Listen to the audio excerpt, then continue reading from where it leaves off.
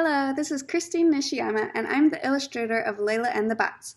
In this video, I want to show you my book illustration process of one spread from Layla and the Bots built for speed, and taking you from one spread from sketch to final.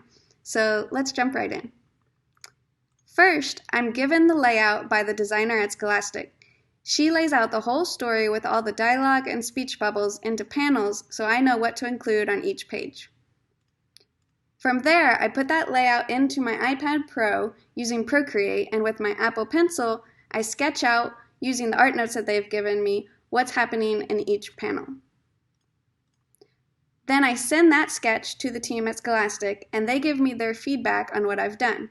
They have some minor changes usually for me to do on each sketch, and they've also sometimes moved around what I've done to better fit with the speech bubbles. So then I take that refined sketch and blow it up to the full size of the book. I'm now working on my MacBook and Photoshop to do the final art, but I'm still using my iPad Pro and Apple Pencil using AstroPad to mirror my MacBook screen onto my iPad so I can draw straight on my iPad. So before I start on the final artwork, there were some things I needed to do first before I could do this spread.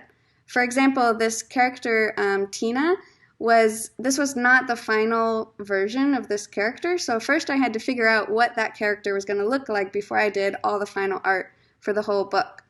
So this spread, this page, shows you the iterations I went through with Tina trying to figure out what this character looked like.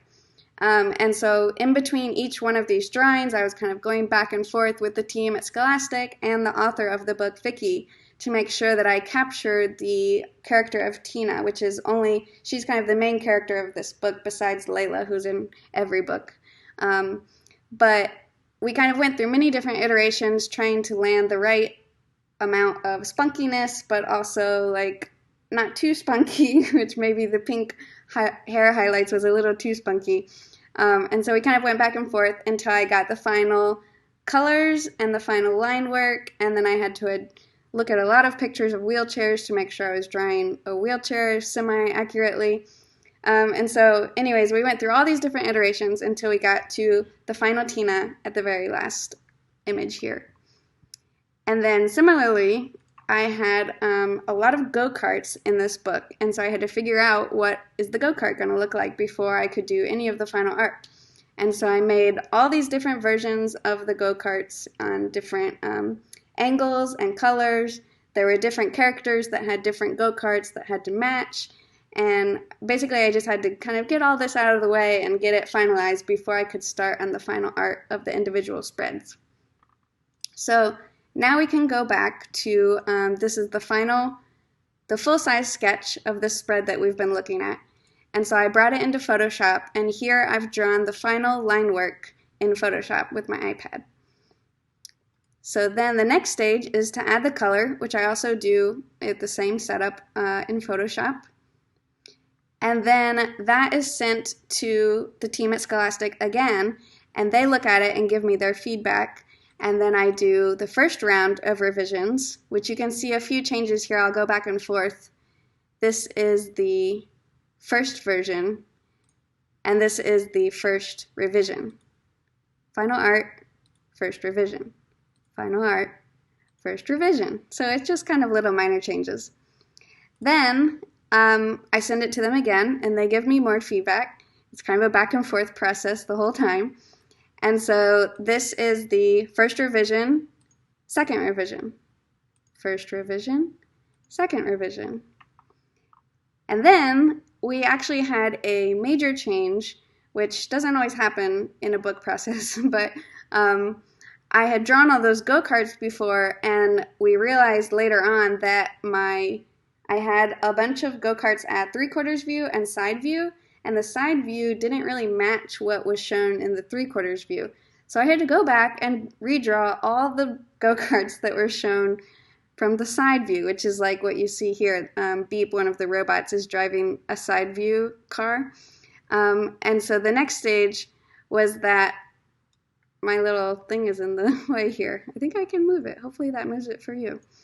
So you can see here that the original 3/4 view and then below that, the original side view of the go-kart, and I redrew it, the one that's in the middle. This is now the revised side view. And then I had to redo the color because we realized that the kart that Beep was driving was not actually Layla's go-kart, it was Tina's go-kart, which means it should be green instead of purple.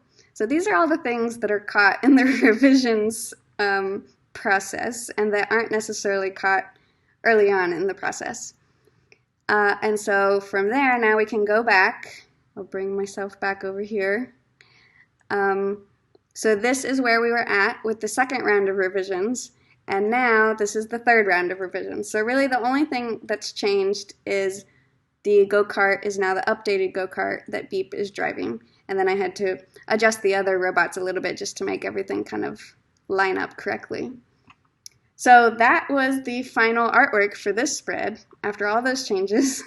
And so then the next step is that you have the final printed book, and there can be months and months in between those two stages.